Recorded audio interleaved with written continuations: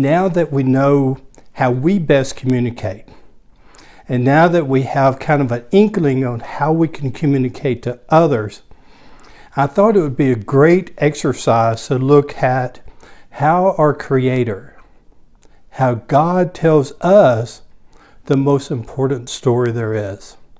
How did He go about making sure that He told us the story in a manner that each and every one of us could understand?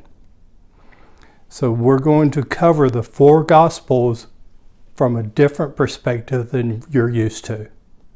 I think you'll enjoy it. Let's get started. In this lesson, we're going to cover that old poem I keep harping on, do a quick review of disc, and then we'll take each of the 4 Gospels and we'll look at them and apply that disc formula onto the Gospels, and I think you'll recognize how God meets us where we are. And if the Creator of the universe will do that, then I think we should try to emulate that. Then we'll wrap up at the end. But let me remind you of that poem before we get into the rest of the lesson. If you want to sell Jim Jones what Jim Jones buys, you must first see Jim Jones through Jim Jones' eyes. As a quick reminder, the disc profile is a way that we could reflect our personalities and our styles of communication. So when you are a D, for example, a D wants results. Their actions are more decisive and they tend to ask the question, what? An influence, an I, wants people. They're enthusiastical and they ask who. The S is more stable, they're systematic, and they ask how.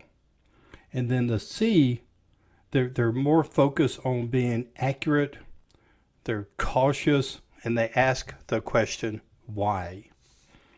This is a great tool to have when we're carrying that blessing out. But I think it's a great example if we look at how our Creator addresses the greatest story ever, the gospel of Jesus Christ, in the 4 Gospels, and how each of them reflects one of these personality styles. And if we look at this graph here, you'll see that it's divided up where Matthew is a C, Mark is a D, Luke is an S, and John is an I. And you'll see this in his writings, all 4 of these in their writings, and we'll point that out to you. This next slide is, first we have the more traditional approach. We know that Matthew wrote to the Jews, Mark wrote to the Romans, Luke to the Greeks, and then John wrote to everybody. But think about the style that each of these folks wrote. Each of the individuals wrote. Matthew was more analytical, calculating, where Mark is more assertive. Luke was steadying, and John was inspiring. And so it's a way that they address each of their audiences, and it's a way that, as an example, we can take that gospel, that blessing, to not just our families, but also to our workplace. And Matthew, being the writer to the Jews, throughout his gospel, he writes in perspective where the prophecies are being fulfilled throughout Jesus' life, to show that to the Jews that Jesus of Nazareth is the Christ. Isn't it amazing that God takes an accountant, a tax collector, somebody that's used to keeping books? If he was alive today, he would be an expert at Excel spreadsheet, I'm quite certain. Takes this person to lay out the case in a systematic approach to the Jews, taking all of the history of their civilization to where it points to Jesus. He meets them in their style, in that analytical, methodical method. So therefore we have methodical Matthew. Next we have Mark, momentous Mark. Mark is absolutely a D, assertive. It's the shortest of the 4 Gospels with only 678 verses. Some people actually refer to it as Jesus' life as a biblical tract rather than an actual book, because it's so short. Mark gets to the point. Just like a D, an assertive, He gets straight to the point. He skips the entire birth narrative, as well as much of the narrative that Matthew includes in his account.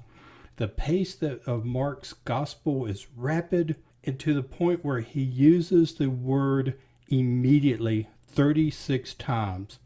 Assertives, when they write, they tend to focus on tasks or events rather than people and relationships. They just don't waste time, resources, or, Mark's case, ink and whatever paper style he had. So we have Mark, the D as in assertive.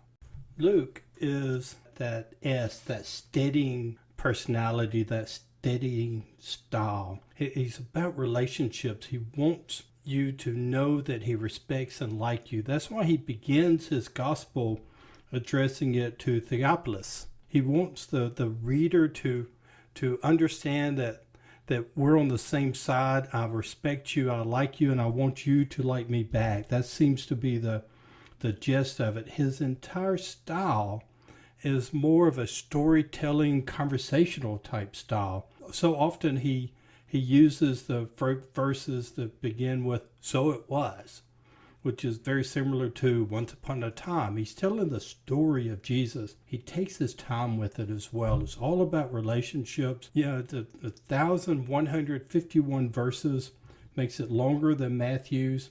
Luke still does the chronological history of Jesus, but it's not exactly the same order that Matthew. Matthew took it from a historical data, where Luke takes it into relationships. If you also notice, Luke gives a lot of names throughout his entire gospel, and it's not as if he wants to make sure that you know historically who was there, but it's building all the relationships. Luke is definitely an S, and he wants to be respected. He wants you to know that he respects you.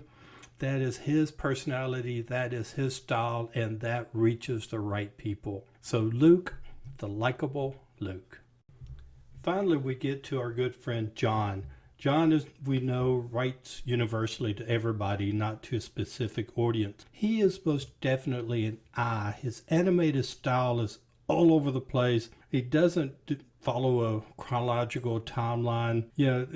He has the longest of the Gospels, 4,146 verses. It's amazing. He goes back all the way back to the beginning of time to introduce the Gospel. And in this, he talks about the word love 27 times, and that is significantly more than Matthew. There's twice as many as Matthew did, and 5 times as many as Mark.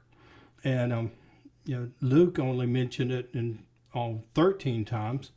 So it's amazing. And the difference that he uses the word love, he's so excited. He wants you to understand that yes, man should love one another, but the significance is on love is God's love for you. So he makes sure that you understand that God did this because he loved you. And we're all supposed to love one another, but God did this because he loved you. That is significant in John's writing, and he is so excited to tell you that. He also puts selfies in there. And if you recall, several times in John's account, he writes about the apostle that Jesus loved. That's the way for him to insert himself in that story without being overbearing with it. But he wanted you to make sure, he was so excited for you to make sure that you knew he was there. John writes to everyone, and John's gospel is a gospel that have you ever talked to somebody who just could not control themselves? They had to tell you the wonderful news, and sometimes it bounces across here and there, but you get to it and you feel the excitement in the story. That is our friend John. Let's recap this. Why on earth did I take us down this trip to review the 4 Gospels? Well, if we intend to take that blessing out there to the world, and starting with ourselves in our home, if we intend to take that blessing out there, then we need to understand how to communicate. And God gives us a beautiful example of where he told that same story to the 4 primary personality styles. it's very evident that he leveraged that. He created us. He knows how to talk to us. Shouldn't we follow that example? So when we share that blessing, shouldn't we follow the same example that our Creator did and first know who we are as a style, and then take that message and communicate that to our family and our co-workers, so that we can minimize the noise and get that message there? That, my friend, is why we went through this exercise. Our next lesson is all about telling the story. And we're going to use the example that Paul gave us in Acts chapter 17, verses 22 through the end of the chapter. You're going to enjoy how he used a model, a framework that we could take and we could use ourselves. I'll demonstrate that to you. Hopefully it'll be useful to you. I'm a little bit excited to share that with you. Thank you.